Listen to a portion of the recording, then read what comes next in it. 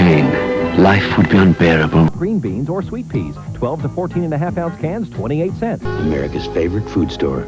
Do you remember those familiar grocery items?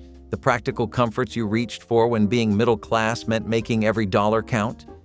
In 1970s kitchens, these staples filled lunchboxes, dinner tables, and quiet mornings with a sense of routine that felt safe and earned. Funny how what once felt ordinary now feels like something we were lucky to have, right? It came in a slim blue box, and it promised something close to comfort, no matter how your day had gone. Kraft macaroni and cheese was the kind of dinner you could count on when time was short, money was tight, and everyone just needed something hot on the table. You boiled the noodles, drained them, and stirred in that tiny envelope of neon orange powder like it was a sacred ritual. The smell hit you first, salty, cheesy, unmistakable. And just like that, dinner was ready. For middle-class families in the 1970s, Kraft macaroni and cheese was not a luxury, and it was not a struggle. It was right in that dependable middle. It lived in the pantry next to the cans of soup and the bags of rice, ready for whatever kind of day the week had handed out. Some parents added sliced hot dogs to stretch it. Others mixed in a little real cheese if they were feeling fancy. But most of the time, it was eaten just as it came, bright, creamy, and comforting in a way only boxed food could be. It was a kid's favorite, a babysitter's go-to, and a weeknight staple that felt like less of a compromise than it should have. It reminded people that you did not need a lot to feed your family well. You just needed something you could trust. And in the 1970s, Kraft macaroni and cheese was exactly that. You could hear it before you even opened the can, the soft slosh of broth and noodles waiting inside. Campbell's chicken noodle soup was more than just a meal in the 1970s. It was a middle-class safety net. The red and white label was as familiar as the kitchen it lived in. When someone was sick, tired, or just needed something warm without fuss, this was what got pulled from the shelf.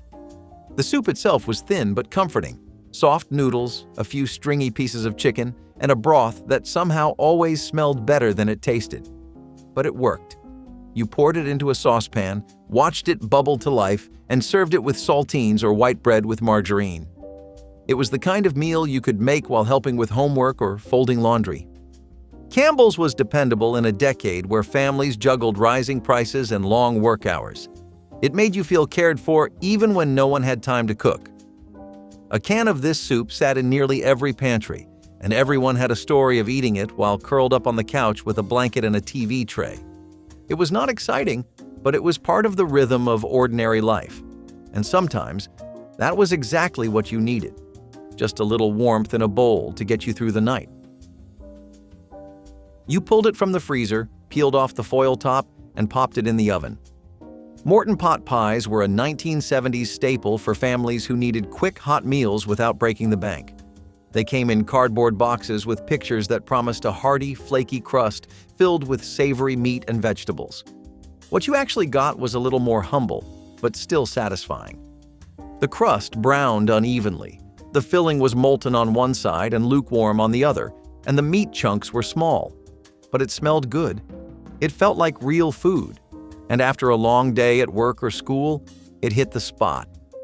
It was something that looked like dinner and required almost no effort at all. Middle-class families kept a few in the freezer just in case. Sometimes they were a backup, sometimes the plan all along.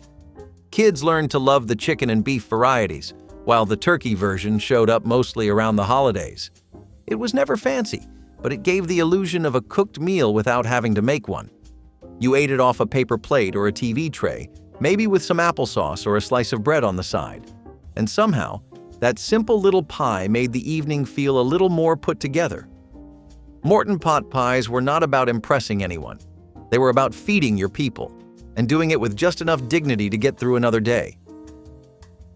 It came in a slim cardboard envelope with 2 brownish pouches inside, one of the most versatile little miracles of the 1970s kitchen. Lipton onion soup mix was not just soup. It was seasoning, coating, marinade, and secret weapon all in one. You could stir it into sour cream for an instant dip or sprinkle it into meatloaf to give it that just right depth. Middle-class families kept a few boxes in the cupboard at all times. It was a shortcut you could feel proud of using. When Sunday pot roast needed a boost or Tuesday night meatballs felt too plain, one packet of Lipton changed everything. It turned canned green beans into a casserole and baked potatoes into something a little more special.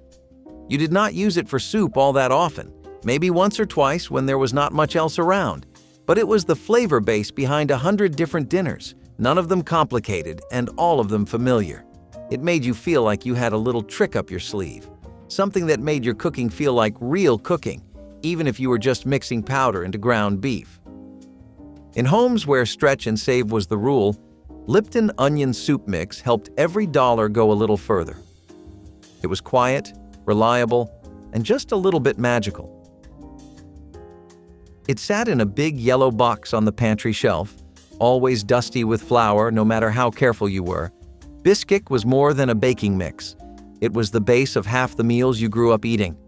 Pancakes on Saturday morning, biscuits on the side of pot roast, maybe even a cobbler on a lucky weekend. All of it started with a scoop from that box. You did not need to be a great cook to use it.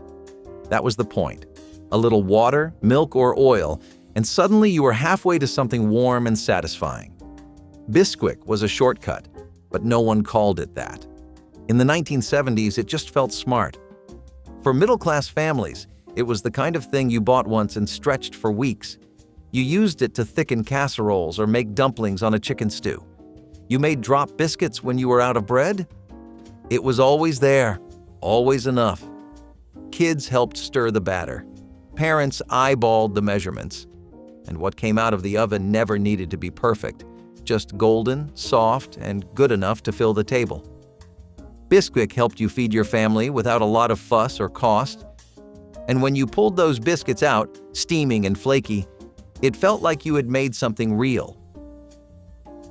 It poured out in a bright orange cloud and turned your water into something that looked radioactive and tasted like outer space. Tang was the drink mix that promised adventure, but mostly served up convenience. For families in the 1970s, it was a way to make sure there was something sweet to drink that did not require refrigeration or expensive juice runs. You scooped it into a pitcher, added water, and stirred until your arm got tired. It never quite dissolved all the way. But kids loved it. Adults tolerated it, and it made breakfast feel a little more complete. Tang was associated with astronauts and science fiction, but in reality, it was about stretching the grocery budget. A single container could last weeks. You poured it into jelly jars or plastic cups, served it alongside cereal, and called it a morning. Some kids even liked eating it dry off a spoon, like it was candy. You could not exactly call it healthy, but it was fortified with vitamins, and in the 1970s that counted for a lot. Tang did not pretend to be orange juice. It was its own thing, bright, sweet, and just a little odd. But it gave families a way to offer a treat without breaking the bank. And in households where everything was measured, counted, and rationed, Tang brought a splash of color into the mix. It came in a round can with a plastic lid you could never quite get back on right. Nestle Quik was not just chocolate milk. It was freedom in a spoonful. You added a few scoops to a glass of cold milk, stirred like crazy, and hoped the powder actually mixed. It never fully did, but you drank it anyway. Nestle Quik was a go-to for middle-class families who wanted something sweet and fun but still affordable. It made after-school snacks feel special. It was a reward, a treat, and an everyday comfort. Some kids liked it hot. Others kept the lumps and called it texture. Parents liked that it lasted longer than pre-mixed chocolate milk and cost a lot less. It was the kind of thing you always had in the cupboard, somewhere between the cereal and the pancake mix. On lean weeks, it stood in for dessert. On better weeks, it was just part of the routine. You could measure it by eye, by instinct, by memory. It did not need a recipe. Just a spoon and some milk, and you had something close enough to joy to count. Nestle Quik was simple, sweet, and never tried to be anything more than what it was. That is why we loved it. It came in a stiff box with a plastic pouch inside, flakes that barely looked like food but turned into mashed potatoes the minute they hit boiling water. Borden's instant mashed potatoes were a middle-class miracle in the 1970s, quick, cheap, and just convincing enough to feel like the real thing. You stirred and stirred until the lumps disappeared, added a pat of margarine or maybe some milk if you had it, and suddenly you had a side dish. Not glamorous, not fresh, but warm, filling, and ready in minutes. They sat next to meatloaf, chicken, or even just canned beans when times were tight. These potatoes were about ease. They were about showing up at the dinner table with something hot, even when your day had left you too tired to peel anything. They stored forever and made a lot with very little. Parents depended on them. Kids smothered them in gravy or ketchup and never asked questions. Borden's instant mashed potatoes were the definition of good enough. They gave you comfort without cost. They filled the plate and quieted the room. And they proved that sometimes what you needed most was not fancy. It was fast, reliable, and just familiar enough to pass. You dumped the crumbs into a bag, dropped in the meat, and shook until your arms ached. Shake and bake was the 1970s answer to fried chicken without the fryer. It promised crispy, golden magic, and for the most part, it delivered. It turned plain pork chops or chicken legs into something you could proudly serve on a weeknight. The process was fun, messy, and made you feel like you were part of a commercial. Kids begged to help. Parents liked that it required no oil, no splatter, and no second guessing. You baked it on a foil-lined tray and listened to the crunch as it came out of the oven. Middle-class homes counted on shake and bake to stretch what they had and still make meals feel special. It added flavor when plain meat felt like a chore. It gave dinners a little excitement without extra time.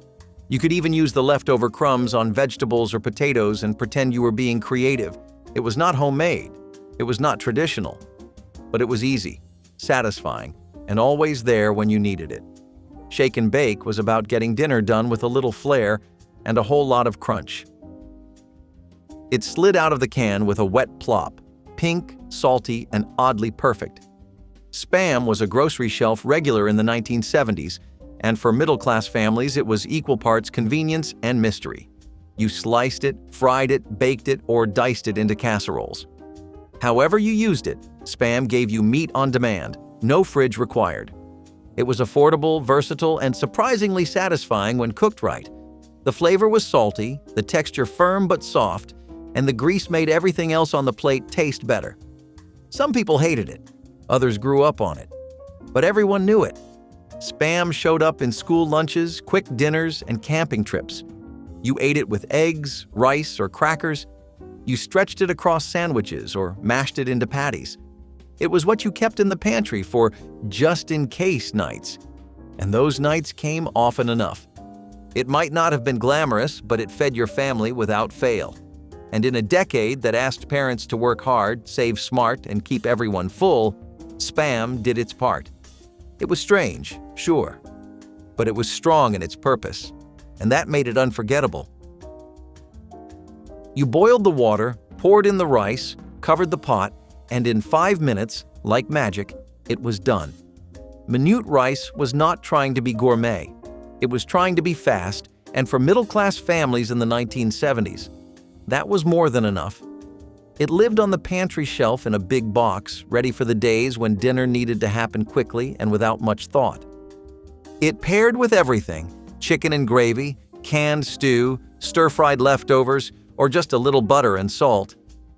It had no real flavor, no real texture to brag about, but it did what it was supposed to do. It filled your plate. It was warm, reliable, and always ready to stretch a meal a little further. Parents liked it because it required no guessing. Kids liked it because it soaked up whatever sauce it touched. And everyone liked that it made dinner just a little easier. Sometimes you used broth instead of water. Sometimes you stirred in peas or scrambled eggs. And sometimes it was plain, right out of the pot, because that is what the day called for. Minute rice did not pretend to be fancy. It just showed up. And in a decade where families were always doing a little more with a little less, that meant something. You popped the top of the can and poured it into a saucepan or straight into a bowl if you were using the microwave. Chef Boyardee beefaroni was a childhood classic, a weeknight go-to, and one of the most unmistakable smells in any 1970s kitchen. It was noodles, sauce, and beef. Though, how much beef? No one ever really knew. It tasted like something only kids truly loved. It was sweet, tangy, soft, and salty. But it was filling, and it was easy. Parents could heat it up in minutes and know that the kids were fed. For middle-class families juggling busy evenings and tired mornings, that was a win. It was not homemade, and nobody pretended it was, but it still carried a kind of pride. You served it with white bread or a slice of American cheese on top, maybe even a side of canned corn if you were feeling balanced. It was hot, affordable, and familiar. Chef Boyardee was not about impressing guests. It was about feeding hungry kids fast. And in homes where money was watched and dinner had to be simple, that red and white can felt like a little safety net. You always had one on standby. You peeled the metal lid back carefully, trying not to slice your finger on the sharp edge. Hunt's Snack Pack. Pudding came in little cans that were cold, dense, and delicious in a way only childhood snacks can be. Chocolate and vanilla were the staples. Occasionally, butterscotch made an appearance, but it always felt like a treat. Before plastic cups took over, those cans were heavy in your lunchbox. And when your mom packed one, it meant she was trying, really trying, to give you something sweet on a budget. They did not need to be refrigerated, which made them even better. Just peel and eat. The texture was thicker than modern pudding, and the taste had that slightly metallic edge from sitting in the can. But nobody cared. You ate it with a plastic spoon or a bent metal one from the silverware drawer. Sometimes you licked the lid if you were brave. It was snack time gold. In middle-class kitchens, these were a small splurge. They felt special. They felt earned. You did not get one every day, and that made them better. Hunt's pudding cans were not just dessert. They were little acts of care tucked into lunch bags and pantries. They slid out of the can in slow, syrupy waves, pale, glistening, and perfectly shaped. Canned pear halves in heavy syrup were the kind of fruit you did not eat for nutrition. You ate them because they felt like dessert without actually being dessert. Every middle-class kitchen had a few cans tucked away, usually stacked next to peaches or fruit cocktail. The syrup was thick, sweet, and stuck to everything. You spooned it over cottage cheese if you were fancy, or you just ate the pear straight from the can, standing at the kitchen counter. Soft but not mushy. Sweet but not cloying. They felt indulgent in a quiet way. Parents liked that they lasted forever. No bruises, no spoilage, no waste. You could open a can months after buying it and it would still taste the same. In school lunches or after dinner, they were easy wins. And on nights when there was no time for baking, those pears could stand in for pie filling or turn into a quick crumble. They were versatile, affordable, and weirdly comforting. You might not think of canned pears when you talk about grocery staples, but if you grew up in the 1970s, you remember exactly how they tasted. It came wrapped in foil and boxed like a gift, soft, shelf-stable, and unlike any cheese you had ever seen. Velveeta was not trying to fool you into thinking it was cheddar. It was its own thing, smooth, mild, and engineered to melt like nothing else. That was its magic. You sliced it into cubes for macaroni, melted it over broccoli, or stirred it into dips for family parties. It was creamy comfort food, built for casseroles and weeknight dinners. In the 1970s, it was the cheese you bought when you wanted the melt without the mess. Middle-class kitchens relied on Velveeta for everything from grilled cheese to homemade queso. It lasted forever in the fridge, stretched across multiple meals, and always delivered that signature creamy texture. You could not crumble it, you could not shred it, but you could count on it. It had a strange, satisfying heft to it, like it belonged in your hands. And no matter how fancy food got, there was always a time and place for Velveeta. It was dependable, practical, and always better than it should have been. It was not about taste as much as it was about trust. And in busy homes trying to feed kids fast, Velveeta earned its spot in the fridge door. It came frozen in a plastic tub that always found new life after the last scoop was gone. Cool Whip was not whipped cream. It was sweeter, smoother, and it held its shape like a dream. You could spoon it onto pie, fold it into pudding, or just eat it straight from the container with a guilty grin. Middle-class families in the 1970s kept it in the freezer next to the orange juice concentrate. It was the finishing touch on everything from birthday cake to fruit salad. You never made your own whipped cream. You just grabbed the Cool Whip and called it a day. It thawed fast and lasted longer than you thought it should, and somehow it always made desserts feel finished. Fancy. Like you had done a little more, even if you hadn't. It was part of every potluck, picnic, and church dinner. And once it was empty, the tub became a storage container for leftovers, buttons, or old batteries. Everyone had one in their fridge, probably 3. Cool Whip was not just a topping, it was a piece of the household. It sweetened desserts and stretched paychecks, and no matter how artificial it was, it never lost its place at the table.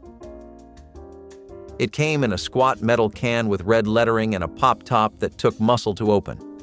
Carnation evaporated milk was not something you drank, but it showed up in everything else. It was for cooking, baking, stretching what you had. You poured it into mashed potatoes when you were out of cream, into coffee when there was no half and half, into pumpkin pie when the recipe demanded it. Middle-class kitchens in the 1970s always had a can or two in the cupboard.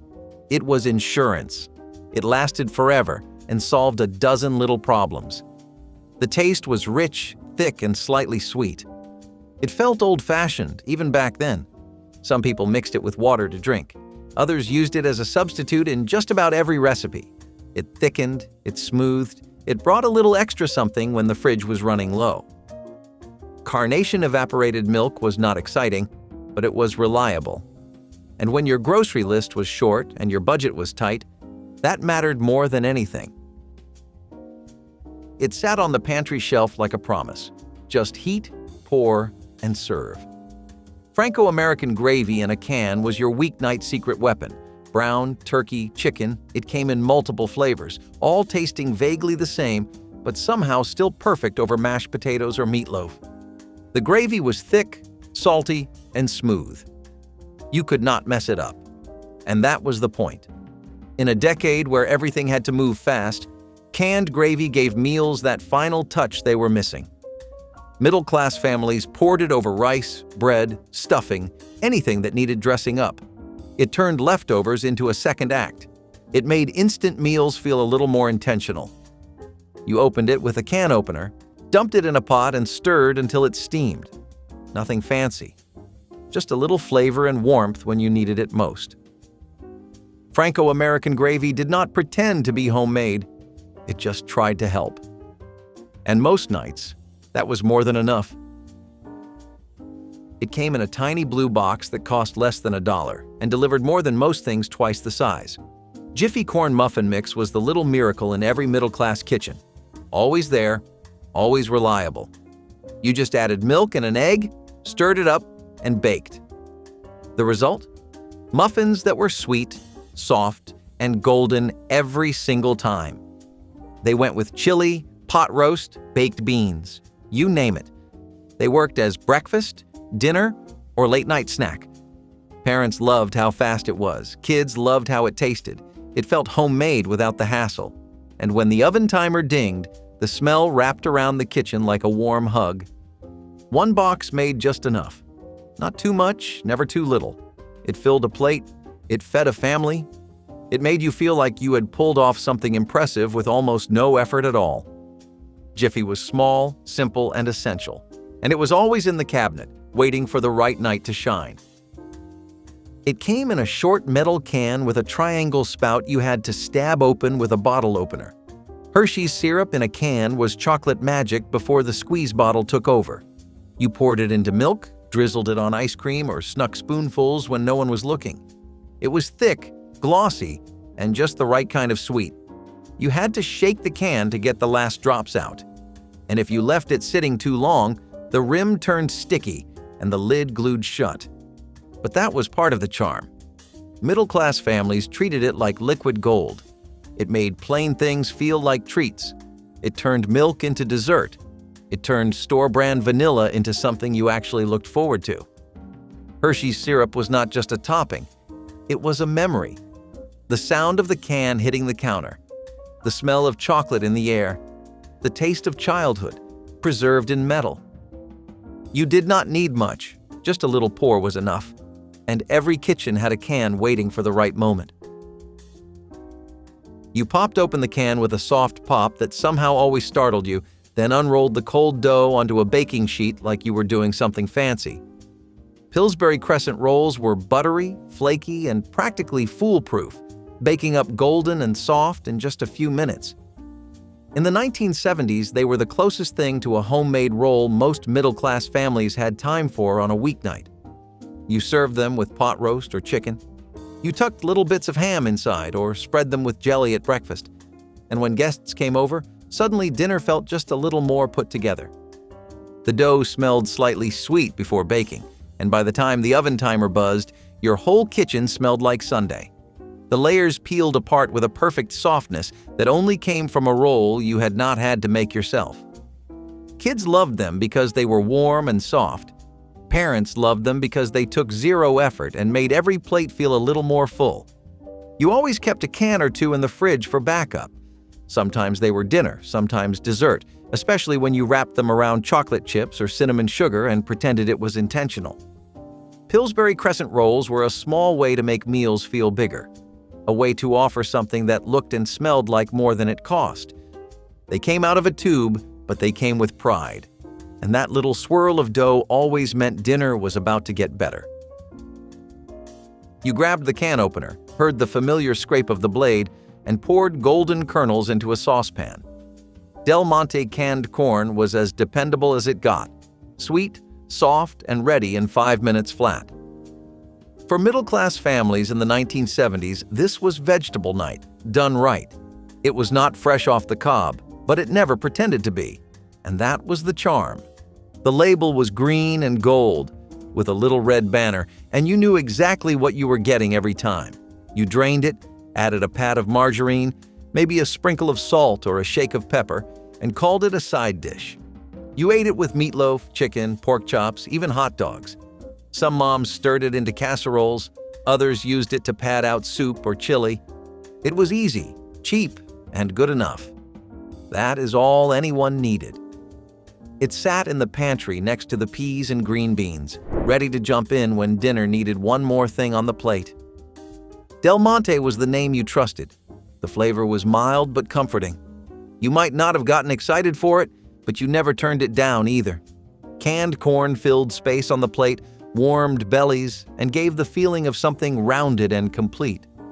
In homes where every dinner had to work hard for every dollar, that meant something. And one can always seem to be enough. They came in a red box, wrapped in clear plastic sleeves that crackled when you opened them. Ritz crackers were golden, buttery, and just the right kind of flaky. They were not just for snacking. They were a middle-class Swiss Army knife. You used them for peanut butter sandwiches, for scooping tuna, for layering with slices of American cheese. You even crushed them for meatloaf topping or casserole crusts.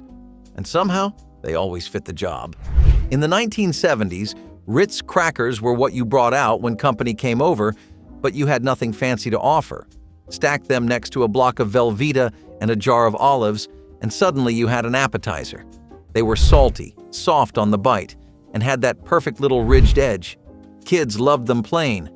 Adults paired them with everything. They had a smooth, melt-in-your-mouth finish that made other crackers seem dry by comparison. And even when the box was almost empty and the last sleeve was mostly crumbs, someone still ate them. You could stretch a box through a week of school lunches or a single night of family TV. They were easy to love, hard to stop eating, and impossible to forget. Ritz crackers were not just a snack. They were a staple. A small golden reminder that you could always add a little something to the table without spending a lot. It sat on the breakfast table like a toy, a plastic bottle shaped like a log cabin filled with dark, sticky sweetness. Log cabin syrup was not maple, but it did not matter. In the 1970s, it was what you poured on pancakes, waffles, French toast, or even oatmeal. It came out in a slow ribbon, thick and sugary, and soaked into everything it touched. That bottle was part of the experience. As a kid, you stared at it while you ate, pretending you were in the woods or at a cozy ski lodge. It felt rustic, homely, and maybe a little magical. For middle-class families, it was the syrup you could afford that still made breakfast feel like an event. You unscrewed the top, dripped it over stack after stack, and always managed to get some on your fingers. The taste was pure comfort, caramelized, warm, and just a little artificial in the best way. You never used too much, but you always wanted more. And when the bottle was finally empty, some parents even washed it out and reused it, just because it felt too special to throw away. Log cabin syrup turned a frozen waffle into a treat, a plain pancake into a memory. It was a breakfast bottle that lived in the fridge door like it owned the place, and maybe, in some small way, it did. You stood at the bins, scoop in hand, wide-eyed and overwhelmed. Brach's Pick-a-Mix was the candy section of every 1970s grocery store that felt more like a treasure chest. Butterscotch discs, peppermints, chocolate stars, jelly nougats, all waiting to be chosen. You filled the bag one scoop at a time, picking your favorites and slipping in one or two you knew your sibling liked if you were feeling generous. For middle-class families, this was the affordable treat. Not an entire candy bar, not something you begged for in the checkout line, just a little sack of sweetness mixed and matched to your liking. The bag was thin and crinkled in your hands. The candies stuck to each other if you waited too long to eat them. Sometimes you got just $1's worth. Other times, if the week had been good, you splurged and filled the whole thing. Parents would sneak a few pieces while unpacking groceries. Grandparents used them as rewards, and kids hoarded their favorites at the bottom of the bag. Brach's Pick-a-Mix was not just candy, it was choice. It was joy in small handfuls, scooped out one bite at a time. The candy was never fancy, but it was always appreciated. And long after the last wrapper was tossed, you remembered what it felt like to stand at those bins trying to pick just one more. Off-brand cereal in a bag was not cool, but it was affordable. No cartoon mascots, no box, no toy surprise, just a giant plastic sack of crunchy shapes that looked almost, but not quite, like the name brand. Fruity Circles instead of Fruit Loops, Corn Crunch instead of Corn Pops, Marshmallow Magic instead of Lucky Charms, and every flavor was a little off.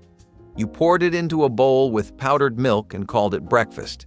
It got soggy fast. It stuck to your teeth. But you still ate 2 bowls and called it a good morning. Moms bought it because it lasted a week and cost less than a movie ticket. You ate it because it was sweet, kind of. It came in huge bags that barely fit in the pantry. You clipped it shut with a clothespin and prayed for freshness. The marshmallows crumbled, the flakes broke, but it fed the whole house and nobody dared waste it. In the 1970s, off-brand cereal was not shameful. It was smart. And if you were lucky, it even came in chocolate. Boxed cornflakes, store brand of course, were breakfast on a budget. They came in plain boxes with boring fonts and nothing inside but the flakes and maybe some cereal dust. They were crunchy for the first 30 seconds, then turned soggy if you were too slow. You poured sugar on them if you could. Otherwise, you powered through. They were not exciting, but they were consistent.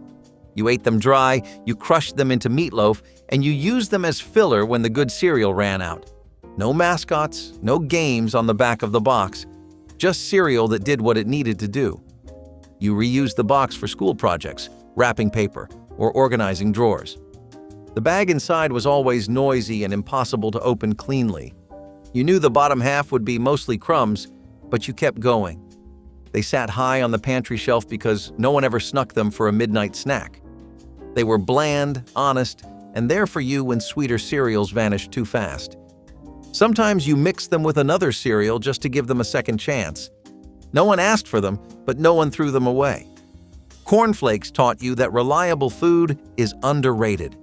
They were plain, honest food in a world that demanded you stretch every dollar. Boxed cornflakes did not make you feel rich, but they did make sure you were fed. You could spot the big boy statue from the parking lot, that grinning kid holding up a cheeseburger like it was the crown jewel of America. And in the 1970s, he really was. Big boy restaurants were warm, welcoming, and wrapped in that all-important family vibe. Cozy booths, laminated menus, and milkshakes that showed up tall and frosty. This was classic diner comfort. Big Boy served everything. Seriously, everything. Burgers, meatloaf, pancakes, fried fish, pie, spaghetti. It was the Swiss Army knife of chain dining. No matter who you came with, a picky kid, a meat and potatoes dad, or a grandma who just wanted soup, everyone found something they liked. But the star was the Big Boy combo. A double-decker cheeseburger with that signature sauce that somehow tasted exactly the same in every state. And that was the magic. No matter where you were, a Big Boy meal felt familiar. The restaurants themselves felt like home away from home. Staff who remembered your name, booths you sank into, and that little paper placemat you always ended up doodling on while you waited. It was not fancy, but it was ours. And let us not forget the desserts. Hot fudge cake, banana splits, pies that came in rotating displays. They always had something sweet waiting at the end. Big Boy was not trying to reinvent the wheel. It just made sure everyone in the car left full and happy. In a time before foodie culture and Instagram menus, Big Boy reminded people that a good meal did not have to be complicated. Just warm, filling, and shared with the ones you love. The go-kart track with zero safety rules looked like it was built by someone who once saw a racetrack in a dream and then tried to recreate it with duct tape and a prayer. The sign out front read, "Family Fun." But you knew this was Dad's kind of fun. He paid cash to a man with a sunburn and a clipboard, and before you knew it, you were strapping into a plastic rocket with wheels. No seatbelt, no helmet, just a stern warning. Do not hit your sister. Dad, of course, was already in his own cart, revving the engine like it was the Daytona 500.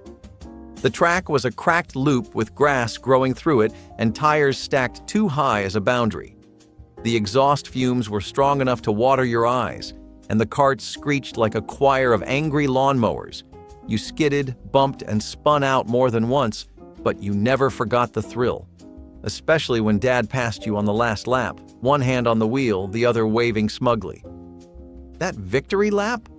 It lasted all week, and if you were lucky, he would let you stay just a little longer, because the community swap meet down at the church lot was about to open, and Dad never missed that one.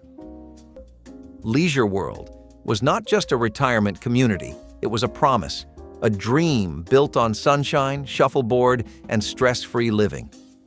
Born in the 1970s, Leisure World offered gated bliss for seniors, condos, golf carts, social clubs, and security. It was pitched as paradise for the golden years. But paradise costs money, and by the 1980s, cracks started to show. Economic downturns hit retirement savings hard. Fixed incomes did not match rising maintenance fees. And some residents found that the dream came with hidden rules, strict covenants, and unexpected costs. The promise of simplicity turned into a maze of fine print. For many residents, retirement began to feel like a contract they never meant to sign. Lawsuits followed, disputes over control, access, and promises made but not kept. What began as a utopia turned, in many places, into something colder. Today, some Leisure World communities still exist, but the shine is gone. The brochures have aged. The palm trees are the same, but the illusion has faded. For many, it is still home. But for others, it was a broken promise wrapped in sunshine. A reminder that even dreams built in good faith can crack under real pressure. Banned food dyes like red dye. Number 2 were once sprinkled into everything fun. Sodas, candies, breakfast cereals, even maraschino cherries. If it was bright and artificial, red dye number 2 probably had something to do with it. The shade was electric, almost glowing, and it turned even the most boring snack into a psychedelic experience. But behind the rainbow hues was a harsh reality. Studies in the 1970s linked the dye to tumor growth in lab animals, and although the evidence was debated, it was enough to cause widespread concern. In 1976, the FDA pulled the plug, banning the dye in food products across the United States. Suddenly, pink snacks vanished, red candy went dull, and cherry pie filling looked suspiciously beige. It was the end of an era for neon food. Since then, more artificial dyes have come under scrutiny, leading to stricter regulations and a push for natural alternatives. But back then, if your cereal didn't leave a red ring in the milk, was it even worth eating? Still, food wasn't the only thing that turned out to be a little too potent, because some baby powders did more than just soothe. The Pontiac Aztec was a disaster in the early 2000s, but its roots stretch back to the 1970s. Back then, car designers were quietly sketching new ideas, crossovers, hybrid shapes, something between a van and an SUV. The oil crisis had made the auto industry rethink everything. What if utility and economy could live in the same shell? Those early concepts never left the drawing board, but they stayed in the shadows, mutating over time. Somewhere between vision and reality, the design lost its soul. What rolled out of the factory felt more like compromise than innovation. And when the market finally seemed ready for something different, Pontiac pulled the trigger. What came out was the Aztec. It was bold. It was weird. It was ahead of its time, and somehow behind it. The angles were wrong. The plastic cladding was cheap, and the name sounded like a dare. Consumers recoiled, sales tanked, and Pontiac, already in trouble, never really recovered. But behind the jokes, behind the Breaking Bad memes and design flops, there was something sad about it all. The Aztec was born from good intentions, from a desire to break the mold and recapture relevance. Instead, it became a punchline. Proof that even bold ideas, especially bold ideas, can fail spectacularly. Kool-Aid packets were magic. If you had sugar. For 5 cents, you got a tiny envelope of dust and dreams. Cherry, grape, orange, lemonade. It did not matter. You dumped it in a pitcher, added water, and stirred with a giant spoon. Then came the sugar. A full cup, maybe 2. Or, if money was tight, half a cup and a prayer. The weaker it was, the more it burned going down. But it was still cold, still bright, still yours. You drank it from jelly jars, poured it into ice cube trays, called it punch, and served it at birthday parties. It stained your clothes, your lips, your countertop, and you still loved it. It was summer in a plastic pitcher, and it lasted for days. You could stretch one packet across a whole week, especially if nobody noticed it got thinner by the glass. And when you had friends over, it felt like serving a special drink, even if it was mostly tinted water. Kool-Aid was never fancy, but in a kitchen without soda or juice, it felt like a treat. And in a house on a budget, a 5-cent flavor went a long way. Canned tomato paste was not something you ate on its own, but it was in everything. You added a spoonful to soup, to sauce, to anything that needed depth on a budget. It was thick, dark, and so concentrated it stained your fingertips. One little can could stretch a meal for 6. You learned to scrape every last bit from the corners with a spoon. It was the base of spaghetti night, chili, casseroles, even homemade ketchup. When fresh tomatoes were too expensive, tomato paste stepped in without complaint. You mixed it with a bit of sugar to cut the bitterness. Sometimes you watered it down and pretended it was marinara. You knew it was a shortcut, but it never felt like cheating. A can of tomato paste gave dinner a backbone, even when the ingredients were bare. It lived in the back of the cupboard, waiting quietly for its turn. No one ever praised it, but nothing tasted right without it. In the 1970s, that tiny can held more than just flavor. It held possibility. Tomato paste was how you made cheap food taste like you tried. You know the place. Wood paneling on every wall, carpet so sticky it felt like your shoes might stay behind without you. The local bowling alley was not fancy. It was not even clean. But it was ours. That neon open sign buzzing in the window like it had not taken a break since 1963, that was the beacon. Dad would hand you a pair of shoes that smelled like defeat and victory all at once, then lace up his own with the confidence of a man who once bowled a turkey in '68. Scoreboards flashed with those pixelated animations, and the jukebox in the corner had a permanent skip in track 6. The cheese fries came in paper boats, scalding hot and gooey enough to glue your soul together. You would keep score with a tiny pencil, and Dad would act like the math was rocket science. For some reason, that made it better. There was always one ball he swore by, the dusty maroon one with a chipped thumb hole that he said gave him more spin. It never did, but he let you try it anyway. And after every frame, win, or gutter, he high-fived like it was the championship. But if you really want to see Dad in his element, wait until you hear about the dented can grocery run. Now let us cool things down a little and talk about Swenson's. Just saying the name might make you crave something sweet. Swenson's was not just an ice cream shop. It was an event. Bright colors, vintage vibes, and menus that looked more like storybooks than food listings. Every Sunday had a name, and every name came with a little magic. It was the place you went after Little League games, family dinners, or just because it was Tuesday and you wanted a treat. Swenson's had that old-fashioned charm, but never felt out of date. Maybe it was the way the whipped cream swirled just right, or the cherry perched perfectly on top. But whatever it was, it worked. Banana splits, hot fudge sundaes, ice cream sodas. They were not trying to be healthy. They were trying to be happy. And it showed. Each visit felt like a reward. A place where kids could feel like royalty for a few minutes, and adults could remember what it felt like to just enjoy dessert without guilt or green juice. And you better believe the staff leaned into the theme. Uniforms, big smiles, the whole 9 yards. It was not fast food. It was ice cream theater. Every scoop was a little show and everyone left smiling. There are fewer Swensons around today, but their memory is still scooped into our minds. They were more than a sweet stop. They were a reason to leave the house. In a time when entertainment did not come from a screen in your pocket, Swenson's gave you a reason to look up, order something colorful, and just enjoy the moment.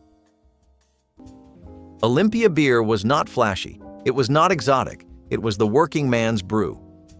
Born in Washington State and famous for its "It is the water" slogan, Olympia carved out a loyal base across the Pacific Northwest. It tasted like fishing trips, union picnics, and back porch summers. You did not drink it to impress anyone. You drank it because it was yours. But the beer wars were brutal. Big national brands like Budweiser and Miller came swinging with huge ad budgets and coast-to-coast reach. Olympia tried to expand, but its regional charm did not scale well. The further it traveled from the rivers and forests of its home, the more it lost its soul. What made it special could not be bottled and shipped across state lines. It was bought out, reformulated, stripped of its identity. By the 1980s, the writing was on the wall. The original brewery closed, the taste changed, and loyal drinkers quietly moved on. Today, Olympia still exists in name, brewed by a different company in a different place. But those who remember the real thing will tell you, it is not the same. And maybe it never could be. Clark Equipment Company once helped build America. Its construction vehicles, forklifts, and loaders were staples on job sites across the country. From highways to factories, if something big was being built, Clark was likely there. The brand stood for toughness and reliability. But the 1970s brought headwinds. Inflation climbed, industrial jobs declined, foreign competitors offered cheaper alternatives, and Clark, heavy with overhead and tradition, struggled to pivot. Its innovation slowed, its market share shrank. Machines once seen as symbols of progress started to look like dinosaurs. You could still find them in use, but fewer every year. Workers were laid off. Plants closed.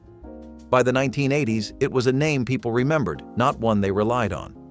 Pieces of the company were sold, reorganized, absorbed. What remained was a fragmented legacy. Ask a retired construction worker or a union foreman from the era, and they will nod. They will remember the green machines, the noise, the muscle. Clark Equipment Company did not just lose customers, it lost relevance. And in the business of building, that is the one thing you cannot rebuild. The Pontiac Aztec was a disaster in the early 2000s, but its roots stretch back to the 1970s. Back then, car designers were quietly sketching new ideas, crossovers, hybrid shapes, something between a van and an SUV. The oil crisis had made the auto industry rethink everything. What if utility and economy could live in the same shell? Those early concepts never left the drawing board, but they stayed in the shadows, mutating over time.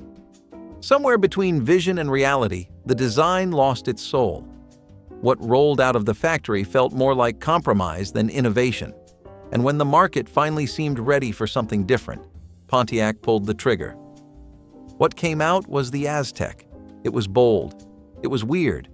It was ahead of its time and somehow behind it. The angles were wrong. The plastic cladding was cheap, and the name sounded like a dare.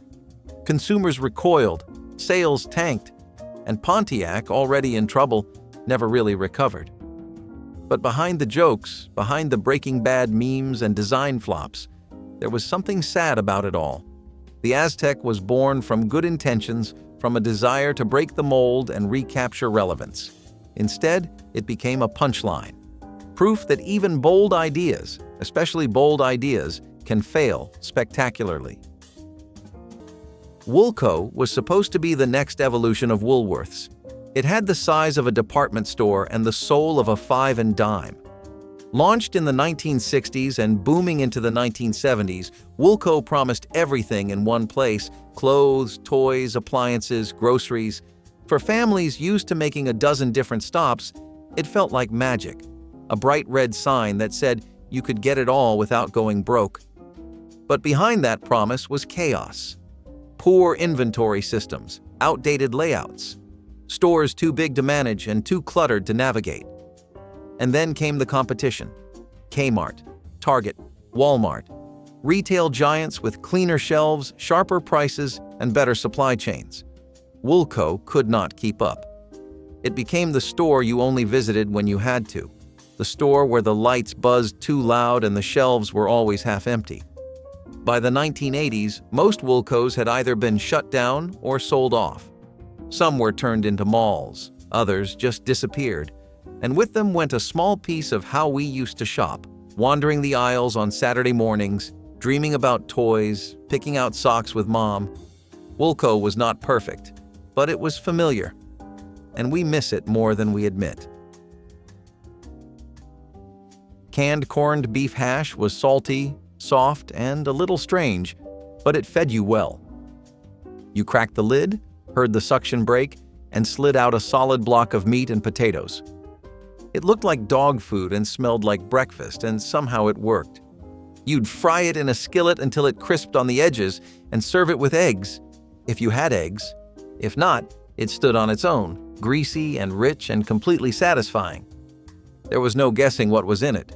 You just trusted that it was meat and starch and enough to hold you till dinner. You flipped it carefully so it didn't fall apart. Sometimes it stuck to the pan and you scraped it up anyway. It hissed in the skillet and filled the house with the kind of smell that said, "There's food on the stove." Leftovers went into sandwiches, folded into omelets, or straight into a bowl with ketchup. It was versatile because it had to be, and filling because it needed to be. You might not have liked how it looked, but you never argued with how it made you feel. Some people added onions or ketchup, others just let it sizzle. It tasted better than it looked. And on mornings when the cupboard was close to empty, corned beef hash reminded you that a can opener and a hot pan could still mean a good meal. In the 1970s, it was one of the cheapest ways to feel like you were eating something hearty, and it stuck with you. Powdered milk was never a treat, it was a chore. You mixed it in a plastic pitcher, hoping the lumps would disappear. They never did. It smelled like chalk and tasted like a dare.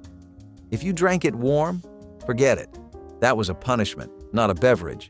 But it got poured into cereal, added to mashed potatoes, and stirred into baking mixes like it belonged. Because it had to.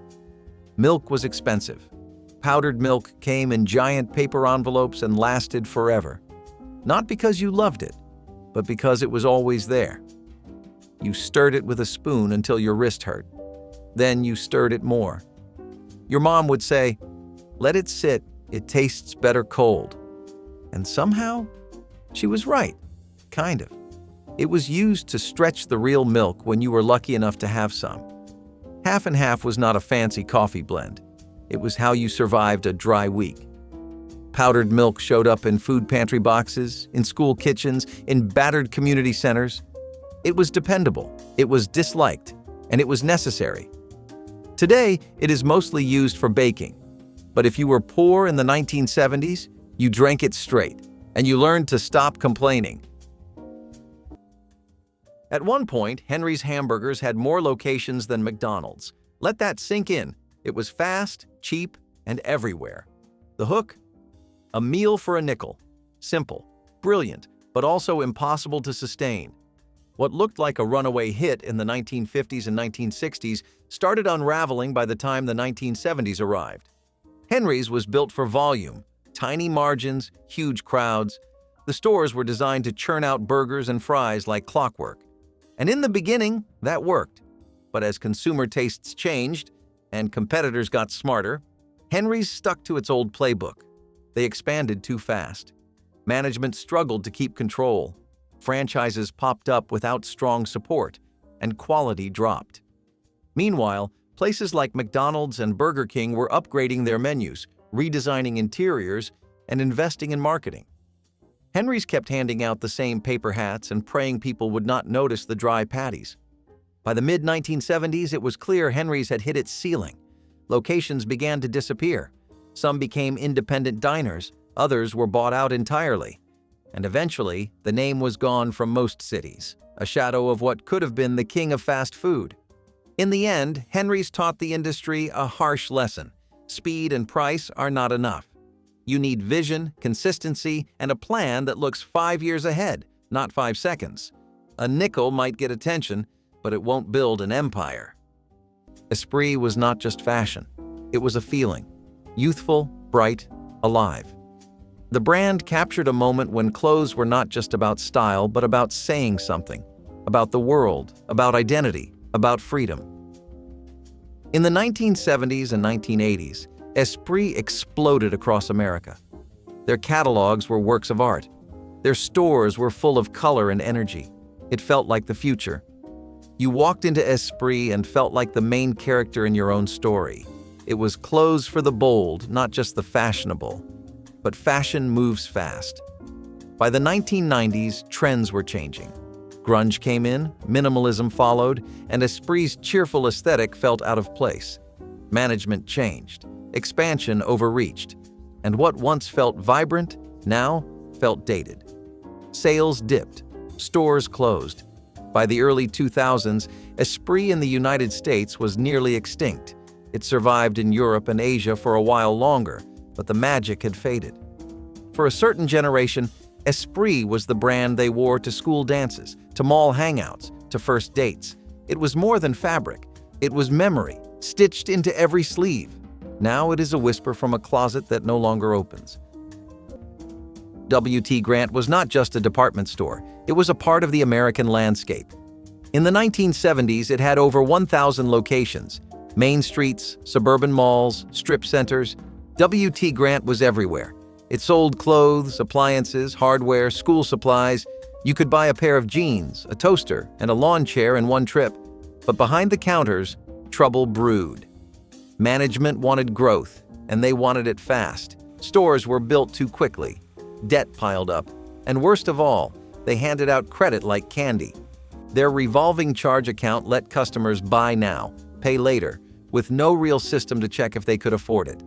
The trust they gave customers was generous, but fatally blind. W.T. Grant did not just run out of money, it ran out of time. The losses mounted.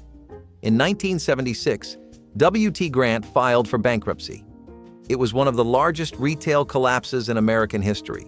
Thousands of workers lost jobs, communities lost familiar storefronts, and shoppers lost a place that felt like home. Unlike other stores that faded quietly, Grant's collapse was loud, public, and painful. It was a warning shot across the bow of American retail. Grow too fast, trust too much, and the walls will fall. People still remember the logo, the way the floors creaked, the smell of new shoes in a cardboard box. But the store itself is gone. There was no intention to buy anything, and everyone knew it. The furniture store with the free popcorn machine was Dad's idea of a Saturday outing. You would walk in and get hit with that smell, leather, fresh carpet, and hot butter. Dad would head straight for the recliners, and you? Straight to the red and silver popcorn machine near the back. It was always humming, full of those little white bags that were supposed to be single serve, but somehow you found a way to go back 5 times without getting caught. Meanwhile, Dad was doing his test sit. That meant stretching, sighing, and rocking the recliner back and forth like he was making a real decision. Too stiff, he would say. This one's a back killer. The sales guy always came over and Dad would nod along, arms crossed, like he was closing in on the deal of the century. But you knew he was not buying a couch. He just liked the idea of picking one. And that popcorn? It was better than movie theater popcorn because it was earned. All this to say, shopping never felt like shopping with Dad. It felt like a game. But speaking of buttons, lights, and games, let me tell you about the kind of place where Dad's inner nerd really came to life. If any of these groceries brought back a warm memory or made you smile at how simple life used to feel, drop your favorite in the comments, tap the like button if it tasted like home, and subscribe so you never miss a trip down the aisles of the past.